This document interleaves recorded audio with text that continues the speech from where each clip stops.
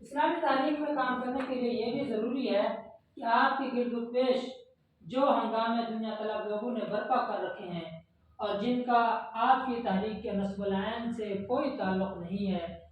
ان سے آپ اس قدر بے تعلق ہو کر رہے کہ گویا وہ آپ کے لیے معدوم محض ہیں۔ آپ کو اسمبلیوں اور ڈسٹرکٹ بورڈوں اور ان کے الیکشنوں سے اور ہندو اور مسلم اور سکھ وغیرہ قوموں کے نفسانی جھگڑوں سے اور مختلف پارٹیوں اور مذہبی فرقوں اور مقامی قبیلوں اور برادریوں کے تنازعات سے بالکل کنارہ کش رہنا چاہیے۔ بالکل یکسو ہو کر اپنے نصب العین کے پیچھے لگ جائیے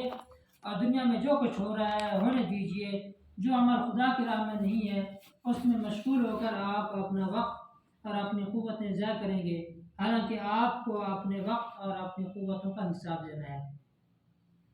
طریق تبلیغ: اپنے مسلک کی تبلیغ میں حکمت اور موعظہ حسنہ کو ملحوظ رکھیے۔ حکمت یہ ہے کہ آپ مخاطب کی ذہنیت کو سمجھیں، اس کی غلط فہمی یا گمراہی کے اصل اسباب کی تشخیص کریں، اسے ایسے طریقہ سے تلقین کریں جو زیادہ سے زیادہ اس کے مناسب حال ہو، اور موعظہ حسنہ یہ ہے کہ جس پر آپ تبلیغ کریں اس کے سامنے آپ اپنے آپ کو دشمن اور مخالف کی حیثیت سے نہیں بلکہ اس کے بحی خواہ اور دردمند کی حیثیت سے پیش کریں، اور ایسے باوقار، بلیغ اور شیریں انداز سے راہ راست کی طرف دعوت دیں جو کم از کم تلخی پیدا کرنے والا نہ ہو۔